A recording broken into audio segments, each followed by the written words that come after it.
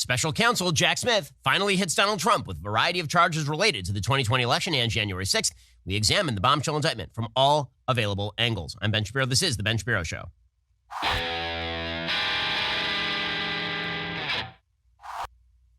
So finally, the other shoe dropped. Yesterday, Jack Smith, the special counsel who was appointed to investigate Donald Trump's activities surrounding the election of 2020 and January 6th, and also appointed to look into his handling of classified documents, he has now filed a second case against Donald Trump. The classified documents case is going to be held down in Florida. Now he has filed a federal indictment alleging multiple crimes with regard to January 6th and election 2020. According to the Wall Street Journal, Trump was indicted Tuesday in an unprecedented criminal case accusing the former president of trying to subvert the will of American voters through his attempts to cling to power after he lost the 2020 election. Here was Jack Smith yesterday announcing the indictment and making it all about January 6th. And as we'll see, this is sort of fascinating because it's political.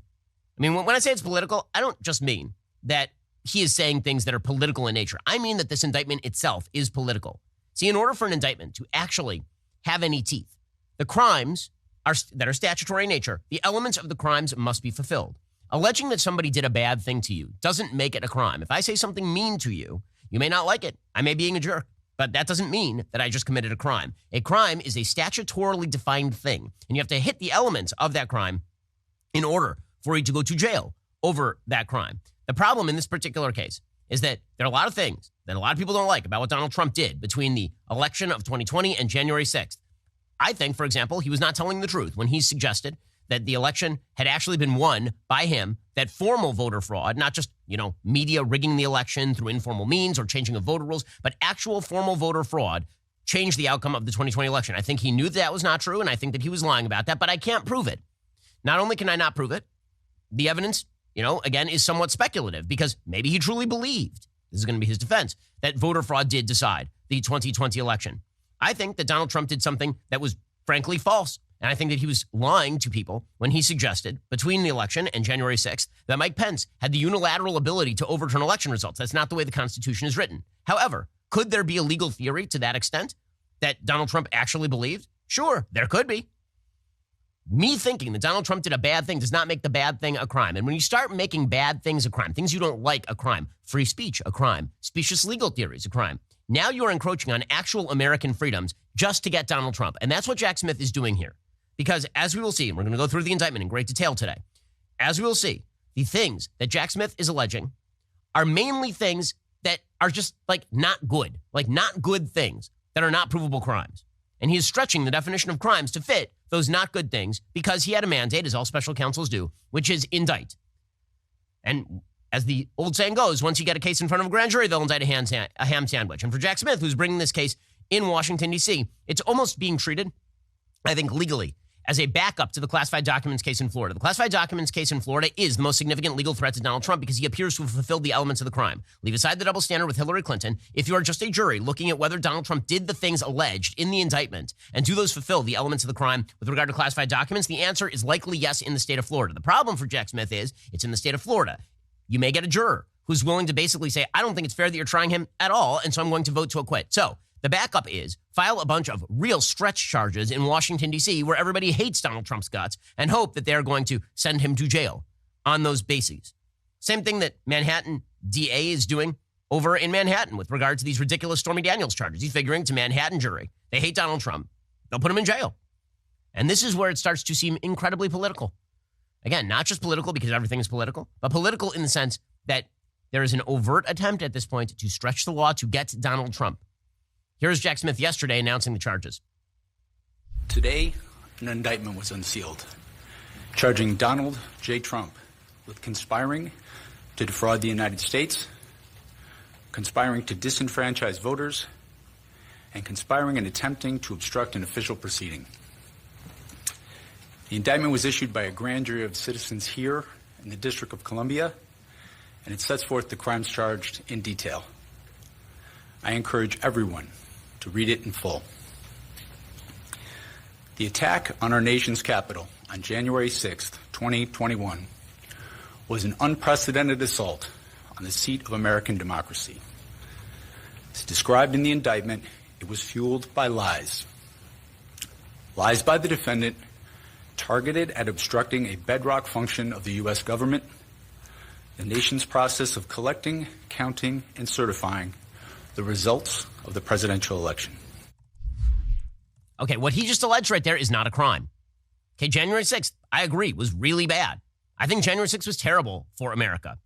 I'm not somebody who actually, whitewashes January 6th or pretends that riots in general are okay as long as they're coming from my side. I don't like riots. I don't like violence against police officers. I don't think that the riots in the Capitol were going to achieve anything that was remotely approached by constitutional law. I do think that the attempt to label everybody who was at the protest a rioter and everybody who was at the riot a rioter, because a lot of people are just kind of wandering through the halls of Congress there. Do I think that that's overblown? Yes. Am I somebody who has whitewashed or downplayed the egregious sight of people assaulting people on January 6th at the Capitol building? No. Do I think that it matches up against the 2020 riots, the most damaging riots in American history, the BLM riots across America? No, I don't, actually. But put all of that aside. What Jack Smith is saying, which is January 6th is bad and Donald Trump lied, and that's the thing that's bad, and therefore it's a crime, that is not a crime. Even if you believe that Donald Trump's words fueled people into believing that they could overthrow the election and that therefore they went and they did the thing, that is not a crime. They're not charging him with incitement, right? If they actually wanted to charge that crime, you'd have to charge incitement. That's an actual crime. If I incite a riot, that means that I go to a crowd and I say, let's go storm that building right there, right now, let's do it. That's incitement. There were some people who have been charged with incitement on January 6th. Donald Trump is not one of those people. That is not in this indictment. And yet it's very clear that that's what Jack Smith is trying to charge him with, which means that it's political. He's charging him for a crime that he is not alleging. Okay, that is a serious, serious legal problem. Now, the procedure in this case, and then we'll get to the actual content of the indictment, which I say is highly, highly political. This thing is going to move fast. Jack Smith says they're going to seek a speedy trial. They're going to try and do it before the election. Donald Trump is presumably going to claim that this needs to happen after the election because he's already facing two legal cases. He's likely to face a fourth, right? He's going to be, before the election, facing down charges in Georgia, in Washington, D.C., in Florida, and in New York. And so he's going to argue, and his lawyers are going to argue, as Andy McCarthy has pointed out, that makes him kind of a busy man as he's running a presidential election, so maybe they ought to delay the trial beyond the election. We'll see if a judge buys that or not. The judge in this particular case, it ought to be noted, is a U.S. District Court judge named Tanya Chutkan, who's an Obama appointee.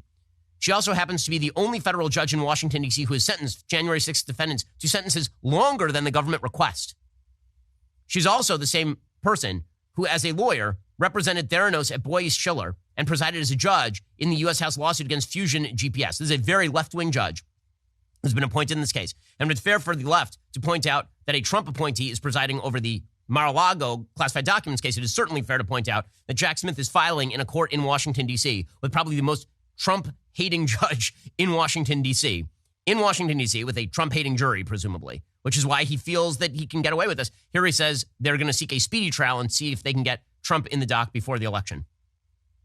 Since the attack on our Capitol, the Department of Justice has remained committed to ensuring accountability for those criminally responsible for what happened that day. This case is brought consistent with that commitment, and our investigation of other individuals continues. In this case, my office will seek a speedy trial so that our evidence can be tested in court and judged by a jury of citizens.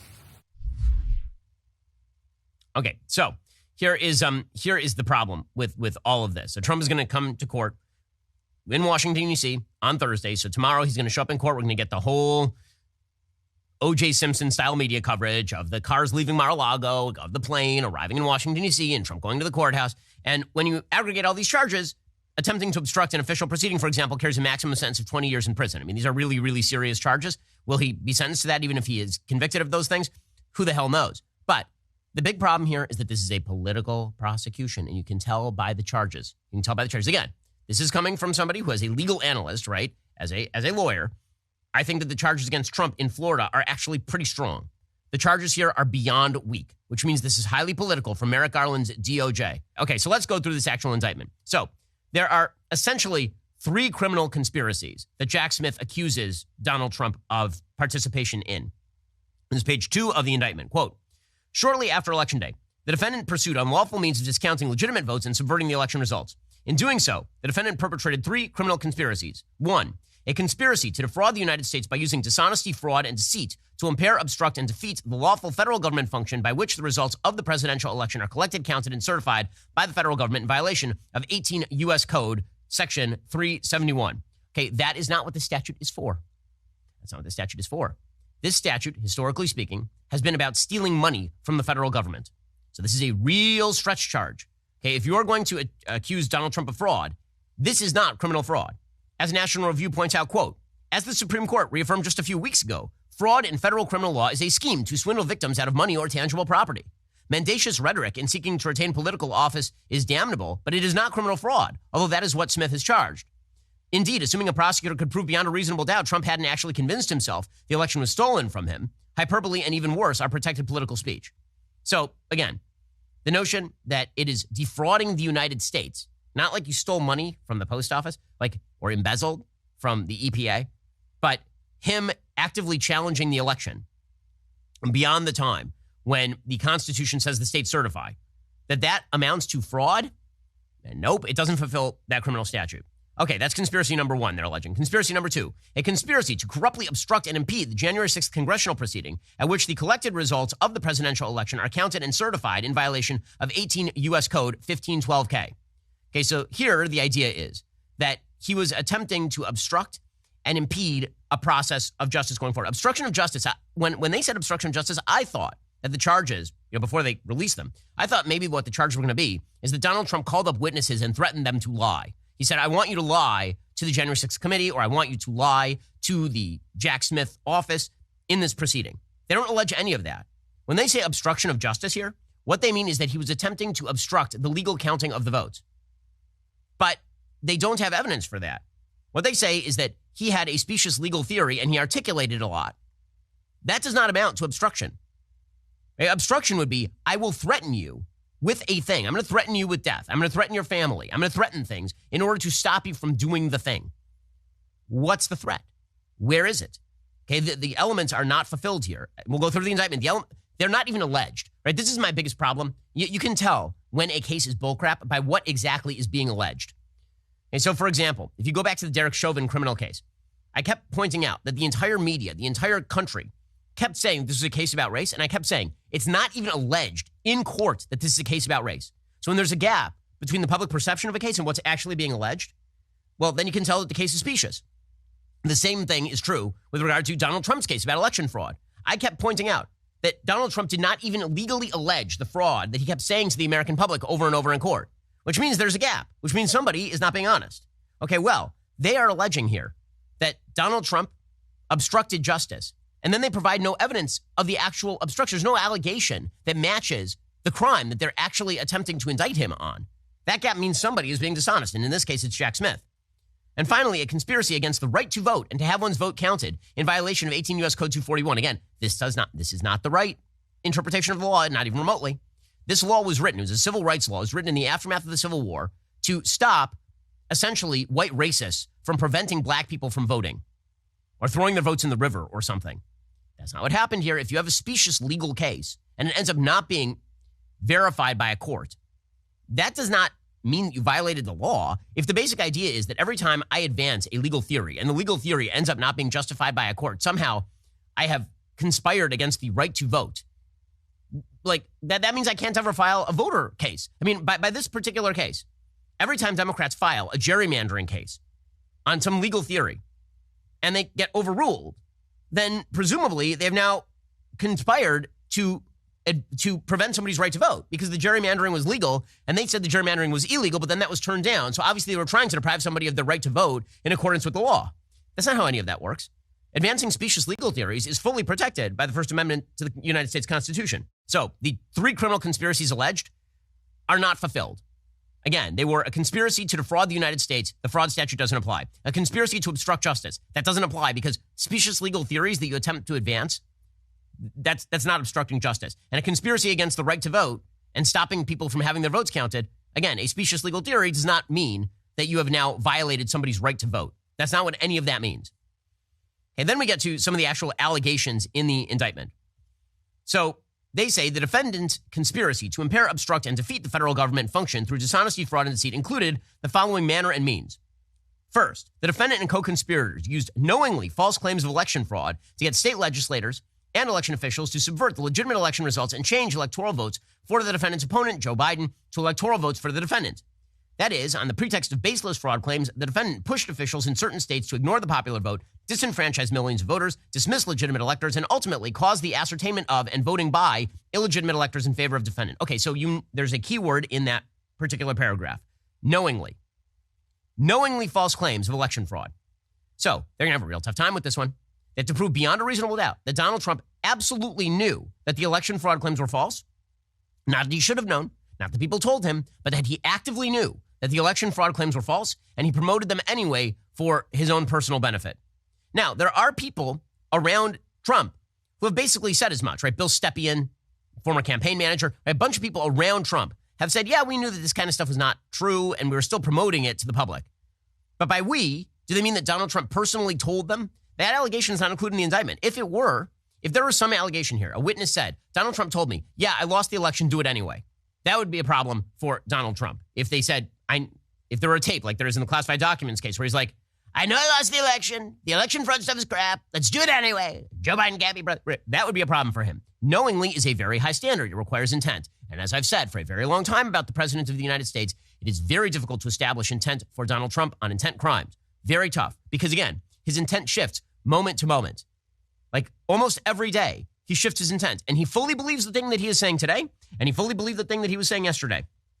Okay, B. The defendant and co-conspirators organized fraudulent slates of electors in 7 targeted states, attempting to mimic the procedures that the legitimate electors were supposed to follow under the Constitution and other federal and state laws. This included causing the fraudulent electors to meet on the day appointed by federal law on which legitimate electors were to gather and cast their votes, cast fraudulent votes for the defendant, and signed certificates falsely representing they were the legitimate electors. Some fraudulent electors were tricked into participating based on the understanding their votes would be used only if the defendant succeeded in outcome-determinative lawsuits within their state, which the defendant never did. The defendant and co-conspirators then caused these fraudulent electors to transmit their false certificates to the VP. Okay, again, that's a specious legal claim. And you know what? It means nothing. Nothing. If Donald Trump convinces me to write a letter to my congressperson threatening that if my congressperson does not do X, Y, or Z, I become the legal congressperson from that district. That is a fraudulent legal claim that has no merit. Is that a crime? Hard to say that that's a crime. It's a specious legal theory. Specious legal theories are fully protected here in the United States of America, or they were until 5 minutes ago. C. The defendant and co-conspirators attempted to use the power and authority of the DOJ to conduct sham election crime investigations and to send a letter to the targeted states that falsely claimed that the DOJ had identified significant concerns that may have impacted the election outcome, that sought to advance the defendant's fraudulent elector plan by using the DOJ's authority to falsely present fraudulent electors as a valid alternative, and urged on behalf of the DOJ the targeted states' legislatures to convene to create the opportunity to choose the fraudulent electors over the legitimate electors. Now, again, all this is really bad stuff, right? It's not just specious legal theory. It's pretty obvious specious legal theory in absence of evidence. Also, did any of this constitute a crime? If Donald Trump says to a lower level member of the DOJ, because this is what's actually alleged, I want you to send a letter to the state of Michigan and tell them that there was fraud, and then that lower member of the DOJ went to Attorney General Bill Barr and said, let's do it. And Bill Barr says, no, there's no evidence of that. And then the letter never gets sent. Is that a crime? Is it? Very difficult to say that that's a crime, that fulfills the elements of, for example, obstruction of justice. D. The defendant and co-conspirators attempted to enlist the VP to use his ceremonial role at the January 6th certification proceeding to fraudulently alter the election results. And this is my favorite part. It says that they used knowingly false claims of election fraud. Okay, so again, they keep going to knowingly. That's very hard to establish. When that failed on the morning of January 6th, the defendant and co-conspirators repeated knowingly false claims of election fraud to gathered supporters, falsely told them the VP had the authority to and might alter the election results, and directed them to the Capitol to obstruct the certification proceeding and exert pressure on the vice president. They don't have evidence of this. They don't have evidence that he directed them to obstruct the certification proceeding, right? He never told them to go into the Capitol building. He obviously did not tell them to go into the Capitol. We saw it. We were all there, right? And finally, after it became public on the afternoon of January 6th, the VP would not fraudulently alter the election results. A large and angry crowd, including many individuals defendant had deceived into believing the VP could and might change the election results, violently attacked the Capitol and halted the proceedings. As violence ensued, the defendant and co-conspirators exploited the disruption by redoubling efforts to levy false claims of election fraud and convince members of Congress to further delay the certification based on those claims. Again, not a crime. Not a crime. Bad, ugly, unpresidential, not a crime. So some of the allegations here are things like Donald Trump wanted to fire somebody and then didn't, right? This is one of the allegations that is made about the DOJ, that he was putting pressure on the DOJ to send certain letters and he threatened to fire his AG. Honestly, one of the things that Trump did repeatedly throughout his administration is threaten to fire people. And then when it turned out that he couldn't legally fire the person or create significant blowback, he would just not fire them.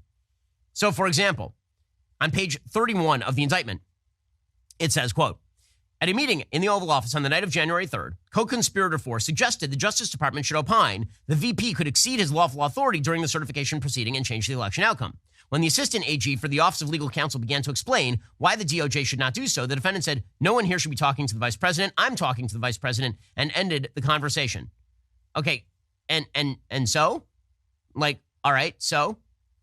And at a certain point here, on January 3rd, the defendant met with a briefing on an overseas national security issue with the chairman of the Joint Chiefs of Staff and other national security advisors. The chairman briefed the defendant on that particular issue. When the chairman and another advisor recommended the defendant take no action because the inauguration was 17 days away, the defendant said, quote, yeah, you're right. It's too late for us. We're going to give that to the next guy. That's a crime? Where's the crime? At some point, you have to describe the criming. Not the bad stuff. I agree with a lot of the stuff was bad. The criming. I need like an explanation of the crime. And again, over and over, this is just like, here's a list of bad things that Donald Trump did. I agree. A lot of those things are really bad. I don't think they are worthy of a president of the United States. Also, not a crime. So the most specious part of this particular indictment is when you get to the actual events of January 6th. Listen to the description in the indictment of January 6th and see if you can tell me where the crime occurs.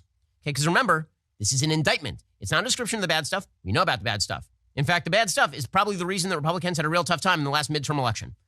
There are political consequences to all of this. It's also the reason why he was nearly impeached and convicted in the Senate. Okay, here we go.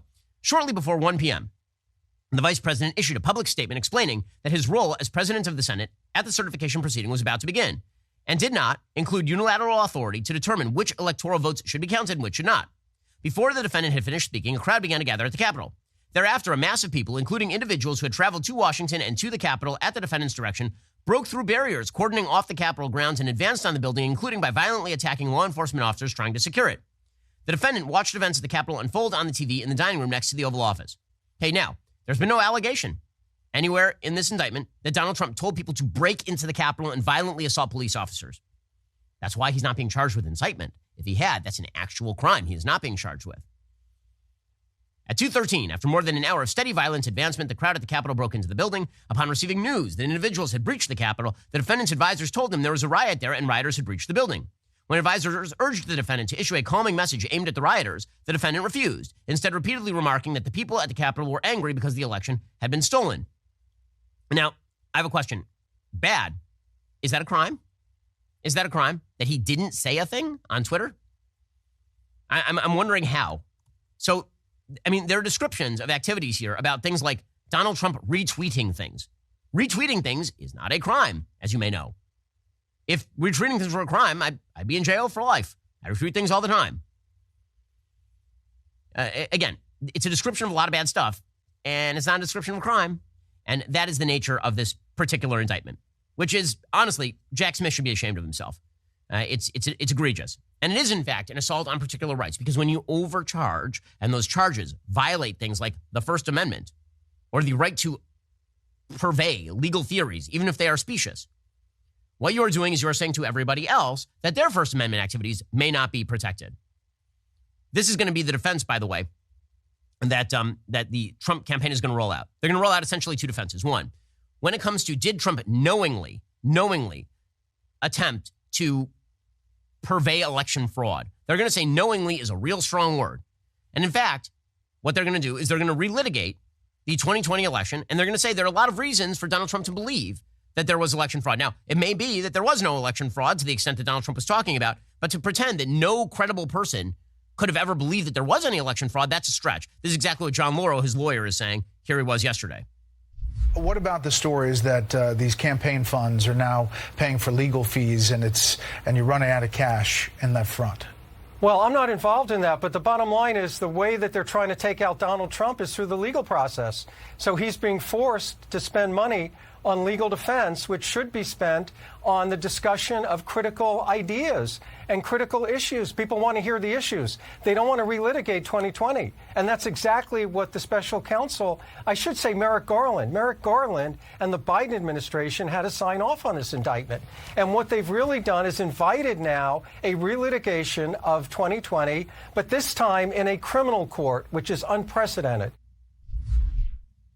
Okay, so what are they going to do? They're going to bring up a bunch of charges that Trump made in 2020, and the defense is going to be, well, I mean, would he have to be crazy to actually, consider the possibility of those charges?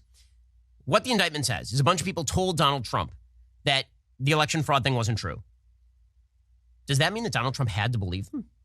How many times have you been told that a thing isn't true? Many times, I would imagine, across the course of your life. Did you believe it every time somebody told you a thing wasn't true? Presumably, sometimes you believed it and sometimes you didn't. They have to prove intent. So that is point number one. Point number two is he's going to say, a lot of this activity is just protected free speech, which is clearly true. Here's Laurel explaining. Your plane is on tape with the Secretary of State from the state of Georgia asking him to find him one more vote than he would need to win the state. That's not asking for a pause. He's asking for votes that he did not get in that election. He was asking for the Secretary of State to identify votes that were not counted properly and factor that in. And by the way, that discussion took place with dozens of people on a phone call with lawyers involved, and no one was suggesting doing anything illegal. And no one during that call said, Mr. President, that's beyond the bounds. This is politics. This indictment is about pure politics. We engage in vigorous debate in this country about politics. What we don't do is criminalize political speech. This indictment is a game changer. It's the first time that we've taken political speech and said we're going to criminalize it by the party that's in control against the party that's contesting the next election, where the two individuals involved are going to be running for office. That is an incredible set of circumstances.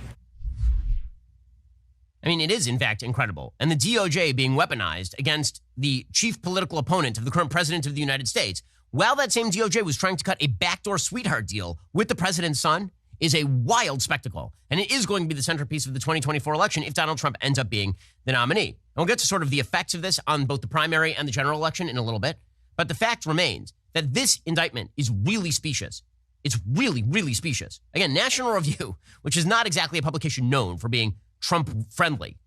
National Review has a full editorial today talking about how this indictment should be tossed. And by the way, even if Trump were convicted on some of these charges, there's a good shot the Supreme Court overturns the charges themselves because they are not properly formulated. Jack Smith's entire indicting strategy here is January 6th is super bad. Here's a bunch of crap I'm going to throw against the wall. That is not an indictment strategy. And here's the thing, Jack Smith knows better. So up until this point, I've said with regard to Jack Smith is a special prosecutor. It's his job to identify crimes and charge them. If he sees overwhelming evidence of a crime happening, it's not his job to undo what James Comey did wrongly in allowing Hillary Clinton off the hook in 2016 over classified documents. It's his job to determine whether the elements of a crime are fulfilled and then to charge them.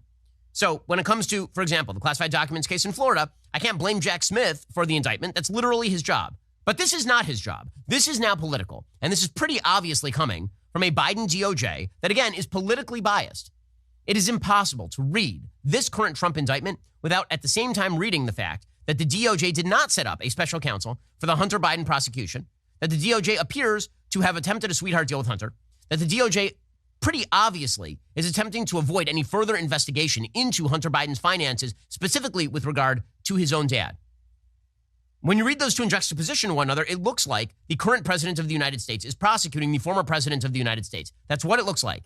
That's what it smells like. And by the way, this would now make it the second time.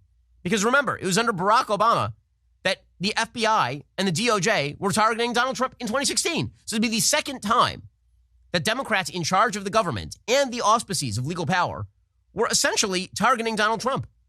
That's Trump's entire case. It's why he's going to be promoted in the primaries, by the way.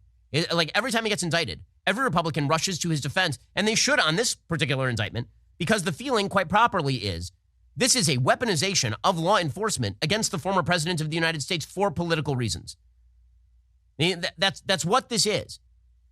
And it's pretty incredible. We'll get to the actual consequences of this in just 1 second, politically speaking. First, the left believes good intentions absolve them of bad behavior. This type of thinking is incredibly hypocritical and stupid, but Being a good person requires more effort than virtue signaling. You have to be self-aware, for starters. There are more attributes you need to cultivate. Many of them you probably haven't thought about, which is why you should watch the final episode of PragerU Master's Program, streaming only on Daily Wire Plus. In PragerU Master's Program, Dennis Prager has gathered 4 years worth of wisdom and is sharing it on a number of wide-ranging subjects. How to be a good person is this week's episode, but Dennis also covers the differences between men and women, the consequences of secularism, and so much more. Remember, the world wants to make you woke and foolish, and Dennis Prager wants to make you wise, which is why you should check out the PragerU's Master Program, available at dailywireplus.com right now. Okay, meanwhile, so the media response to these indictments is obviously members of the media are ecstatic about all this. Caitlin Collins of CNN, she tried to deny that the First Amendment protects any of Donald Trump's activity here, and it's a very, very weak case that she's making, but what does that matter? She's CNN.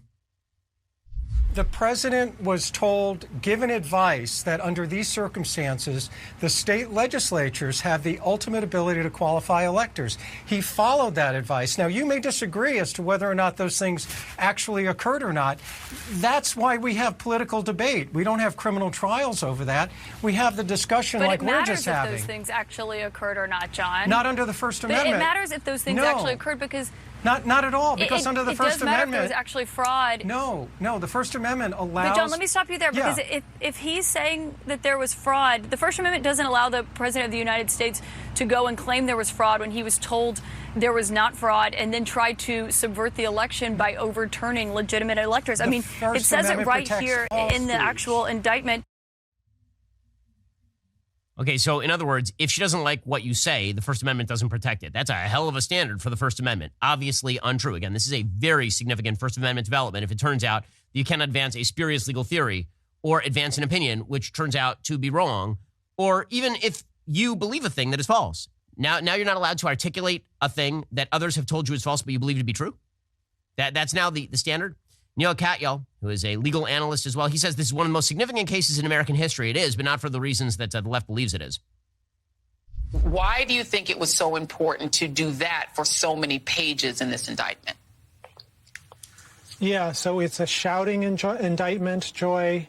It's not just one of the most significant indictments. It is the most significant indictment against Donald Trump. It is the most significant legal case of our lifetimes. It is one of, if not the most significant case in United States history. It is up there with Dred Scott. It is up there with Brown versus Board of Education, because this goes to the essential question of who we are as a people. Do we let someone, the president, act in this way? That is so insane. It's up there with Dred Scott, a case that led to the Civil War and declared that black people were not American citizens and could not be American citizens. It's up there with Brown versus Board, which ended segregation in the United States. It's up there with that? Really? Because, and notice his language. It's, are we going to let a man get away with this as president? Get away with what exactly? He's no longer the president of the United States, I noticed. And he was impeached twice. And also, what's the crime? You're going to have to describe the crime in order for it to be illegal. One of the most significant, man, these people are way out over their skis. Here is the biggest problem, in terms of kind of long-term interests of the United States. So there's the short-term problem, which is don't bring spurious indictments that may land a person in jail for not committing the crime. Because the fact is that if he does any jail time at all, the president of the former president is 77 years old right now. Presumably by the time this trial ends, he'll be 78 years old, which means that if he ends up in jail for 10 years, then that's a life sentence. He's an elderly gentleman, lest we forget. But put that aside. One of the things that's going to happen here, and you can see it happening, is let's say that this indictment goes forward. Let's say the judge lets it go forward. Let's say that a jury convicts. It will go to the Supreme Court. The Supreme Court will look at these charges. And the Supreme Court is very likely to say, by a 5-4 vote, that these charges are spurious, and it is likely to overturn them. That's exactly what happened to Jack Smith's case against, for example, the former Virginia Governor Bob McDonnell. Turned out that was a spurious case, got thrown out. It's quite possible this case gets thrown. Now, imagine the political fallout from a Supreme Court on which 3 United States justices were appointed by President Trump, throwing out a case in which Donald Trump was convicted of conspiring to overturn an election. Can you imagine what the political fallout's going to be? You worry about the credibility of America's institutions, and you pretend that you care about that if you're Joe Biden. The only reason to set this up is to undermine the credibility of America's institutions either way. It's a catch-22. If they convict on spurious charges, half the country believes that it's bullcrap and indicts the entire justice system. That's already on the table. And now if it gets overturned, the other half also believes that. So well done. This is why you should not charge things that do not exist as crimes. And well, the political fallout has been immediate. President Trump immediately went to a level 11, which you can understand on an emotional level, although I don't think the comparison is correct. President Trump put out a statement. Why did they wait 2.5 years to bring these fake charges right in the middle of President Trump's winning campaign for 2024? Why was it announced the day after big crooked Joe Biden scandal broke out from the halls of Congress? Okay, all of that's fair. The answer is election interference. The lawlessness of these persecutions of President Trump and his supporters is reminiscent of Nazi Germany in the 1930s, the former Soviet Union, and other authoritarian dictatorial regimes. President Trump has always followed the law and the Constitution with advice from many highly accomplished attorneys. Okay, so again, not a huge fan of Nazi Germany comparisons, because the truth is the Nazis didn't actually just trump up legal charges. They literally just killed you or put you in a concentration camp. And so did the former Soviet Union. If they did trump up legal charges, it was like a full-on show trial in which you were forced to confess because they beat you in the back room. So is the United States Nazi Germany or Soviet? No. But is it Banana Republic type crap? Absolutely. I mean, this indictment is Banana Republic type garbage. For sure, for sure. Kevin McCarthy, the House Speaker, he put out a tweet, quote, "We've recently learned Hunter received money from China, contradicting President Biden's claim. President Biden spoke with Hunter's business associates over 20 times, contradicting what Biden previously claimed. Biden's DOJ tried to secretly give Hunter broad immunity and admitted the sweetheart deal was unprecedented. And just yesterday, a new poll showed President Trump is without a doubt Biden's leading political opponent. Everyone in America could see what was going to come next. DOJ's attempt to distract from the news and attack the frontrunner for the Republican nomination, President Trump. House Republicans will continue to uncover the truth about Biden, Inc. and the two-tiered system of justice." Other Republican lawmakers came out in defense of President Trump. That included people like Ron DeSantis, who put out a statement pointing out that this is a double standard of justice. That didn't stop Trump supporters from attacking Ron DeSantis as insufficiently submissive to the former president of the United States. Representative Jim Jordan, the chair of the House Judiciary Committee, said, "When you drain the swamp, the swamp fights back. President Trump did nothing wrong." There's some staunch Trump defenders who called for cutting off money for the Smith investigation. It would be a little bit late for that at this point. Tim Scott suggested he was concerned about the weaponization of Biden's DOJ and its immense power used against political opponents. Democrats, of course, were celebratory. Senate Majority Leader Chuck Schumer said no one is above the law, including Donald Trump, unless your name is Hunter Biden or Hillary Clinton, in which case you're totally above the law. We love you. You're the best, even if you're like Jeffrey Epstein. Man, didn't commit suicide. Okay, in any case, this indictment must now play out through the legal process without any outside political or ideological interference. We encourage Mr. Trump supporters and critics alike to let this case proceed peacefully in court. Oh, now they're for peaceful court proceedings. Oh, isn't that cute? I mean, forget all of 2020. Forget the railroading of people like Derek Chauvin. Now the legal process is totally fair and above board. Meanwhile, Rashida Tlaib, a terrible human, she posted a similar account to X, which is Twitter, saying, quote, "Trump must be held accountable for conspiring to overturn an election and inciting a violent fascist insurrection," giving away the quiet part right there, that he wasn't charged with incitement. You may have noticed, which is an actual crime. Again, I point that out. The entire indictment is about incitement. They didn't charge him with incitement. So there is that. Okay, so what is the actual impact on the election? Well, there's a pretty obvious impact, which is that if Trump is the nominee, the entire election is going to be about his legal troubles. The entire election. Because listen to this calendar, okay? Here's the calendar from here on out. Tomorrow, he has a January 6th D.C. court appearance. The first GOP debate happens August 23rd, 2023. October 2nd, the Trump Organization civil suit begins. January 15th, the E. Jean Carroll civil defamation suit begins. January 29th, the Pyramid Scheme class action suit begins. March 25th, the hush money suit brought by the Manhattan DA begins. That's March 25th. May 20th, the classified documents trial begins. And now we don't know when this particular trial is going to begin. I would assume that it's going to be somewhere in that timeline. So the entire next year is going to be taken up by Donald Trump's trials. He's going to be focused on it like a laser beam. And that's going to be the strategy. The strategy for Joe Biden is going to be just crowd out all other media coverage, all of it. That's going to be the strategy. And Trump's going to be using all his money on his legal defense. He already has. Right? He's already tapped into all of the election funds in order to pay his legal bills. So that has two particularly strong ramifications for a general election. Ramification number one, if the entire election is about Trump's legal problems, very difficult for him to win. Very, very difficult. Because again, everybody's going to be focused in on the problems with Trump. They're not going to be focused in on the problems with the current president of the United States, who's both corrupt and terrible at his job. Problem number two is, if Donald Trump uses every dollar that is coming in to fight all of these spurious legal actions against him, you know where that money isn't going.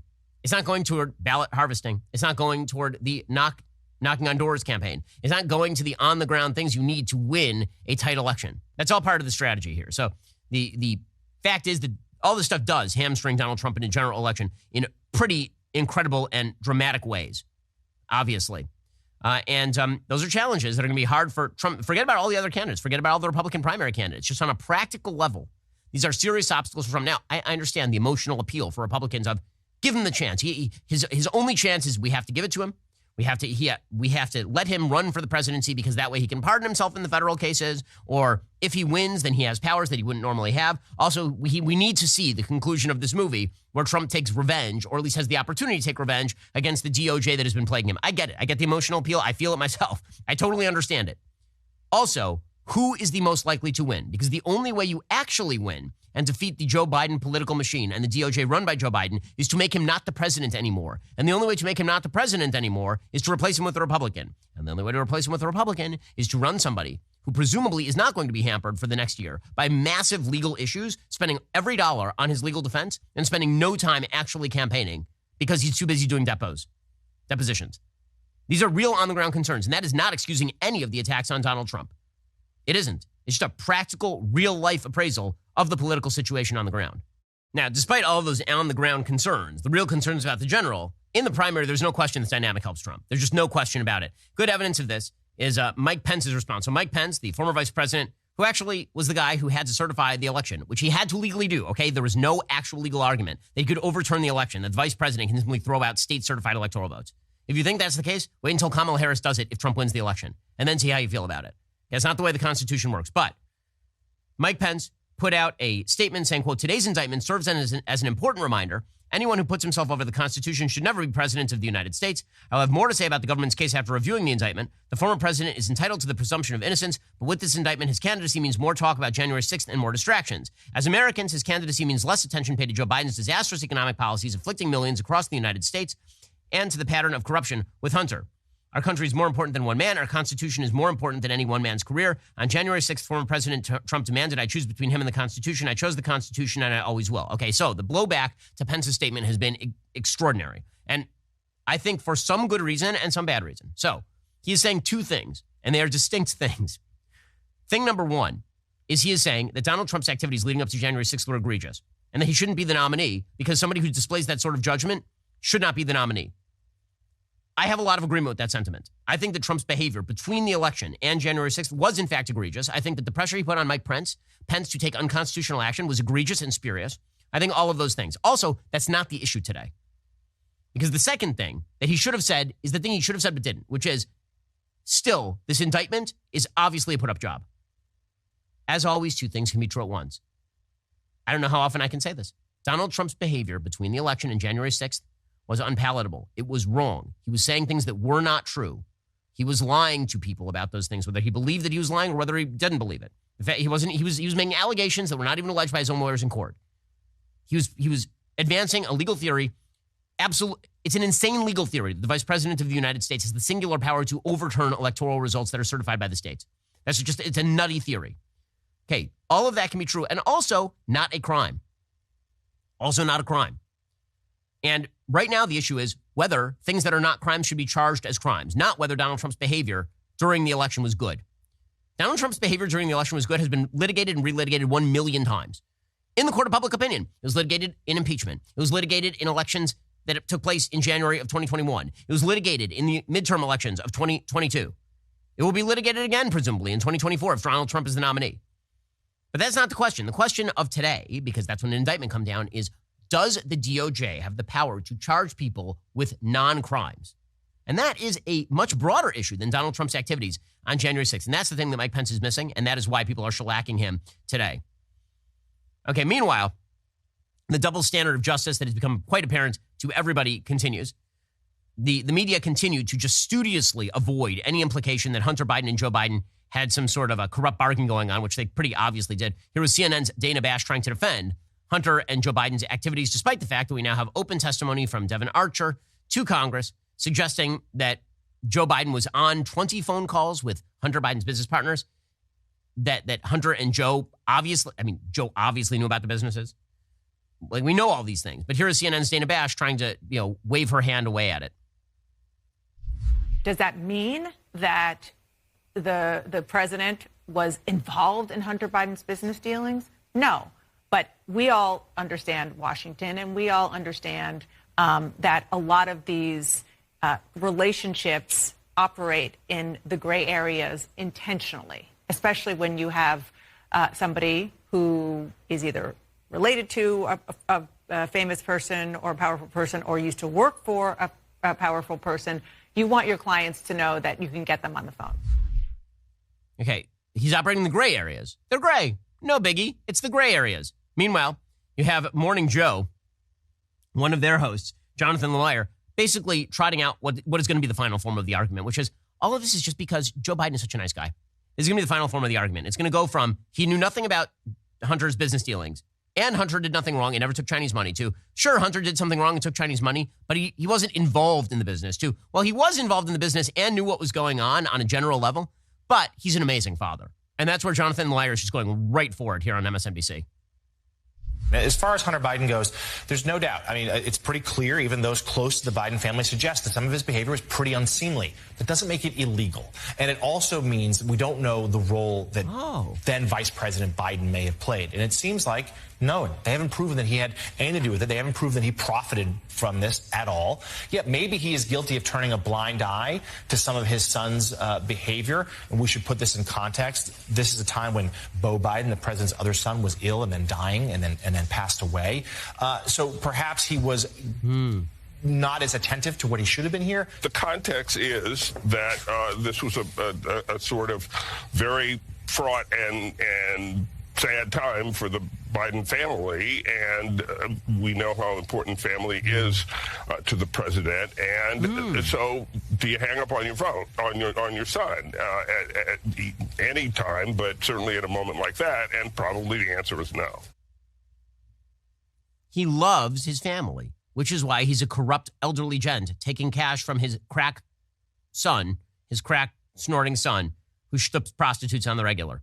Because he loves his family, guys. That's going to be fun. I do love Jonathan Lemire's argument right there, which is unseemly doesn't mean illegal. Meanwhile, over here, Donald Trump does an unseemly. That is certainly illegal. Can you name the crime? No, but it's very unseemly, which means it's illegal. The double standard here is perfectly obvious to everyone, perfectly clear at this point.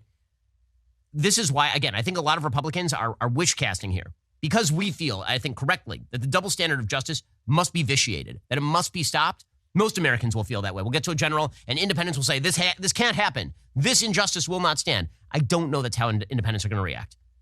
I think independents may just react by saying, okay, well, I'm hearing a lot of allegations about Trump, and I remember that guy, and I didn't like that guy that much the first time, and nobody's talking about Biden, so I'm going to focus in on Trump, and I don't like Trump that much.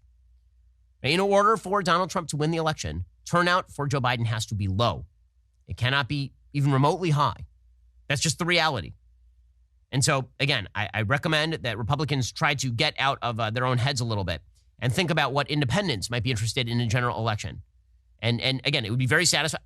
I will admit that the denouement of Trump's season 8 here would be utterly fascinating if he gets the nomination. I have serious doubts as to whether the man can win a general election while he's under 4 simultaneous indictments. Just on a practical level, even if I think those indictments are politically motivated and spurious in many of those cases. All right, time for a couple of things. I'm just going with things I hate here. So a couple of things that I hate. Okay, thing that I hate, number 1. So Lizzo, great heroine of the Republic because she's a fat lady. So she's everyone is very high on Lizzo in the mainstream media because she is proudly very, very, very large. And I'm not the one who made that an issue. She made that an issue because she literally talks about it nonstop, how big she is. Well, apparently, even Lizzo fat shames her own dancers. Oh, no. Oh, no. In fact, this scandal that broke yesterday is so bad that Queen Bey herself, the Beyonce, she has a song in which she supposedly mentions, she mentions Lizzo. It's in the lyrics, and she skipped over Lizzo last night in her song. These still are beating hearts. What are the allegations against Lizzo? They're a little raunchy, folks. But remember, she is all class, which is why she played a flute, a glass flute, owned by James Madison.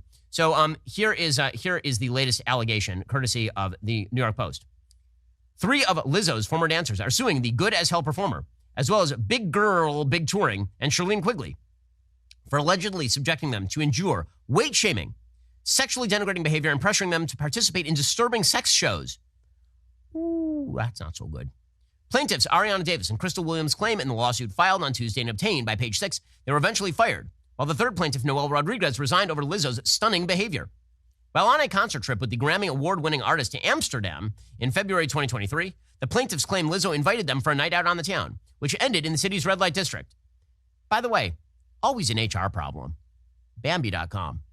Okay, let me just recommend right now that if you are an employer, don't take your employees to the red light district in Amsterdam. That's not going to go amazing for you.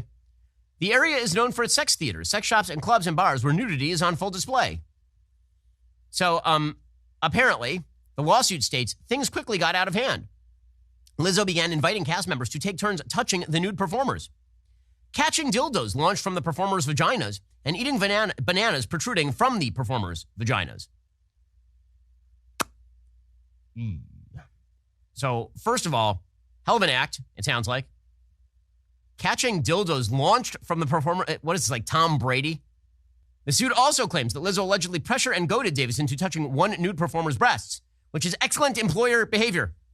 Employers, let it be known that Lizzo, who is a great heroine to us all, is a wonderful person who causes her employees to have to perform sex acts with prostitutes. That's exciting. The plaintiffs claim that just a month later, Lizzo deceived them into once again attending a nude show, thereby robbing them of the choice not to participate. So first of all, I feel like after she deceived you the first time, that you might be suspicious. If Liz, like the first time she took you to the red light district and was like, eat that banana from that person's vagina. And then the second time she's like, we're going to Chuck E. Cheese, gang. Get in the van. Like at that point, you might be like, do you mean like the children's restaurant or is that a euphemism? Davis claims in the lawsuit that at one point she had no choice but to soil herself on stage during an excruciating re-audition, fearing the repercussions of excusing herself to go to the restroom. Eventually, Lizzo allegedly fired Davis on the spot after learning Davis had recorded one of their meetings, even though it was in order to have a copy of the notes the artist provided. Rodriguez then resigned shortly thereafter, out of solidarity. The lawsuit claims she feared Lizzo intended to hit her and would have done so if one of the other dancers had not intervened.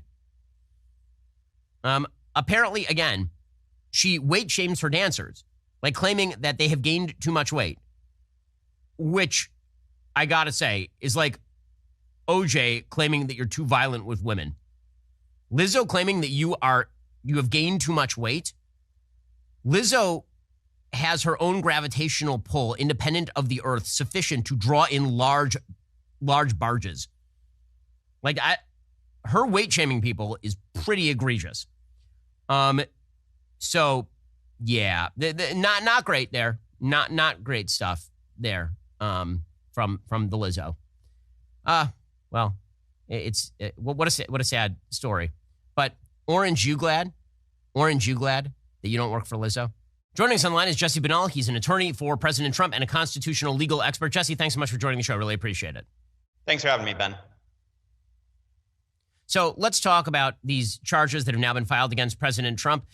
These all seem like incredible stretches. There are at least a couple of statutes here that have never been used in the way that Jack Smith is currently attempting to use them. Maybe you can explain the charges and why the charges themselves have never been charged this way. Yeah, that's right. These are a very aggressive, it's a very aggressive indictment looking to really stretch the particular charges. Like, for instance, 18 U.S.C. 1512 is interference with an official proceeding. And to try to say that what President Trump did in this case, which is simply just engage in election contest as a candidate for president and as the current president, is somehow a crime, really actually is something that could make that statute to be held by a court to be unconstitutionally vague. It's going to open up these statutes to facial challenges. And these are statutes that the Department of Justice likes to use in other cases. And so I think that there's going to be some very nervous people at the Department of Justice that Jack Smith may have just brought charges that put the entire future of these statutes at risk. It's the same thing for the 18 U.S.C. 241 statute for interference with civil rights. Trying to say that someone using their First Amendment rights under the Constitution is an interference with somebody else's civil rights would put that statute in jeopardy as well. So I think it's a very, very problematic indictment for a number of reasons, but perhaps most of all because it puts these statutes at risk for future prosecutions. Yeah, Jesse, one of the things that's pretty amazing about all of this is that when you read the indictment, it basically is an op-ed about why Donald Trump is responsible for the riots on January 6th. We have a crime, if you actually think that that's what he did, that he could have charged, called incitement. He didn't charge Donald Trump with incitement because he doesn't have the evidence to charge Donald Trump with incitement. So instead, he basically says, here's a bunch of stuff that I don't like that Donald Trump did.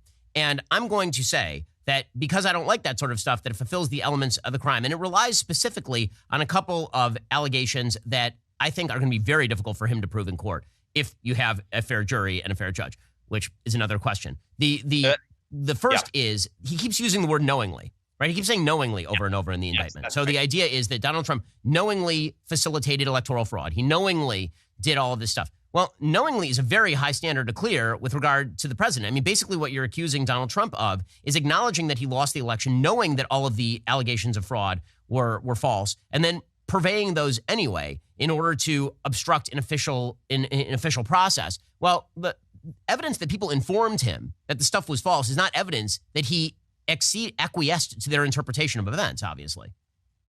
Yeah, that's exactly right, Ben. And knowingly is an element of the offense. That means that they have to prove that he believed that he had lost beyond a reasonable doubt. Now, again, we're going to put aside whether or not he could ever get a fair trial in Washington, D.C. I think we all know the answer to that.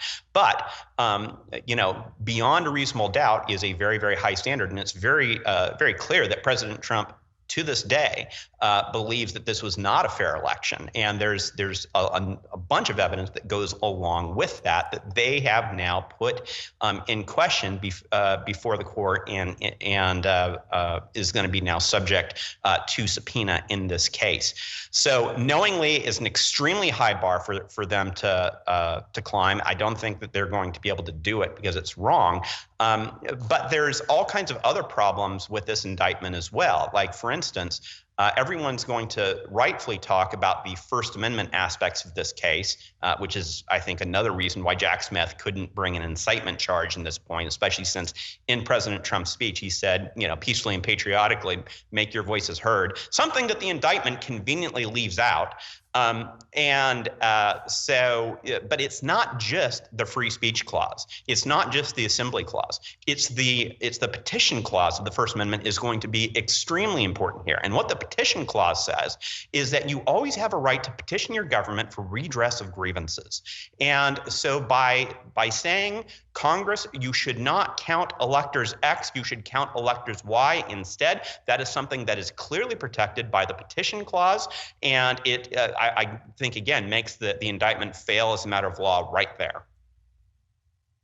Yeah, I mean, one of the things that really is amazing about the attempted reinterpretation of law here is, as you say, the extent to which this would put serious free speech concerns in real danger. I mean, just to take an example, the attempt to indict Trump for a conspiracy against the right to vote and to have your vote counted, which was originally written in order to prevent people from taking ballots and throwing them in the river or intimidating people to prevent them from voting. If that's now reinterpreted to a spurious legal theory was presented to the vice president and was rejected, I don't know how exactly you're ever going to have a legal case again about, say, gerrymandering. Let's say that there is a gerrymandering case and the opposing legal party files a legal challenge to the gerrymander.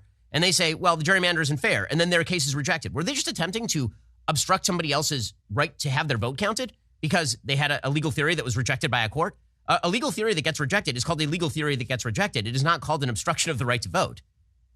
Yeah, that's exactly right, Ben. And I think that they are fine with the hypocrisy that actually comes up with in this regard. And, let's just also acknowledge the fact that every single time a Democrat has lost a presidential election since 2000, they have questioned the results of the election, and they have in Congress questioned and contested the counting of electoral votes for the Republican winner.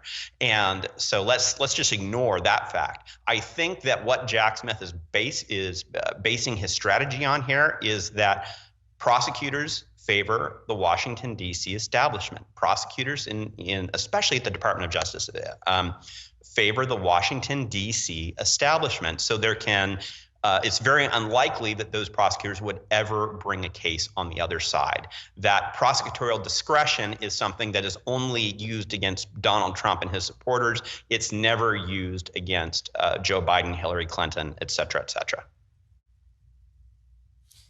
Some of the allegations here are clearly not crimes. I mean, there are certain things in here where Jack Smith is saying, well, he retweeted a thing or he tweeted out a thing. I mean, I'm kind of amazed at all of this. Well, I mean, it's pretty obvious that, again, indicting in Washington, D.C. is not a particularly high bar. And so the question now becomes the process. So the judge in this case is a Barack Obama appointee. Presumably, you're an attorney in the case. You can't speak out with regard to the judge, I would assume. But when it comes to the actual process and procedure as to how this case is going to move forward, Jack Smith says he wants to move forward with alacrity. It seems difficult to see how that could happen, given the fact that Donald Trump is now apparently going to be indicted in every state in the union and some foreign countries. I mean, he's currently undergoing a case in New York. He's undergoing a case in Florida. This is a case in Washington, D.C. Presumably, there will be indictments in Fulton County, Georgia, which would mean that he would have 4 ongoing legal cases before the presidential election of 2024. It seems like there's a pretty good case for delay of the actual litigation of this case until beyond the election so he can prepare a proper defense. Yeah, Ben, and I mean, first of all, I am aware of President Trump and other matters. I do not represent him in this case. And so what I will say is we're going to find out early on whether Judge Chutkan is going to give President Trump a fair trial in this case, or whether she's going to participate in what Jack Smith wants, which is a railroad job. And there's going to be tons and tons of discovery in this case. This is something that should not be a rush to judgment, but we're going to see what Judge Chutkan will do. I will say this, and I think this is very important, is that in the Declaration of Independence, one of the things that the founders talked about was bringing people across seas to stand trial for pretend offenses. And the history behind that is that colonists were taken out of their home jurisdictions and they were transported back to London to stand trial because, and in that case, the process really was the punishment. And what do we see here? We see Trump being brought to places like New York and D.C. To stand trial for things that just simply are not crimes. These are pretend offenses, and they are places that he cannot receive a fair trial. And they're cases that will not survive appellate review. But people like Jack Smith, prosecutors like Jack Smith, know the very same way that the Crown prosecutors in the 1700s knew that the process is the punishment. And by taking and putting someone through this process, you can have an outsized impact on those people. In this case, you can have an outsized impact on the presidential election of 2024. And so now the question is whether judges like Tanya Chutkan, who, by the way, used to be colleagues with Hunter Biden at the law firm she practiced at right before she went on the bench. So let's just get that out there, whether she's going to participate in that or not. So, Jesse, when we look at the juxtaposition of this particular charging document with the DOJ's attempted sweetheart deal with Hunter Biden, it's almost impossible not to see the glaringly obvious double standard. I mean, the blow up of the Hunter Biden sweetheart deal by a judge, where the judge was basically, you're trying to hide a sweetheart deal where you let Hunter Biden off on everything. You end all investigations. You prevent any investigation into finances between Joe and Hunter. That juxtaposed with a special counsel being appointed in this case that Merrick Garland knew very well was going to indict in this case. That's the entire purpose of appointing a special counsel, presumably, and it's why he didn't do it with regard to Hunter Biden. I mean, obviously, the double standard is glaring. Yeah, the double standard is very, very much glaring. And, Let's remember that personnel is policy and that Merrick Garland knew exactly what he was doing when he appointed Jack Smith. Jack Smith was not appointed to be a kind of fair prosecutor who would soberly look at the facts and the law. Jack Smith was appointed because he's known as a very aggressive junkyard dog who will, say the facts and the law be damned. I'm going to go after my target no matter what. And it doesn't matter if I get reversed unanimously by the Supreme Court, as he did in the McDonald case, in a case that, in this case against President Trump is far, far weaker than the very weak case against Bob McDonald. But he knew that Jack Smith was going to go after and get Trump. Now let's look who he, appoints as special counsels to, for the documents for Joe Biden, somebody that's very demure, that hasn't spent any money, just a small fraction of the money spent by Jack Smith's special counsel's office, who, there's been no attention paid to any action by a special counsel, her in that case. And the fact that he has still failed today to appoint a special counsel in the Hunter Biden case, except even though at this point it's so very, very clear that Joe Biden himself is implicated in the Hunter Biden deal. And there should immediately be a special counsel appointed. The special counsel should immediately go in and say, well, you know what? In the hearing, Hunter Biden's lawyers said that the plea agreement is null and void. We're taking them at their word for that. So we're going to have an actual special counsel investigation into this that is also going to investigate Joe Biden and his alleged crimes. So let's talk about, in terms of process, what comes next. So the president is supposed to show up in court, I believe, in D.C. tomorrow is the report. Do you know if he's showing up in person or if he's able to make some sort of remote appearance in order to plead?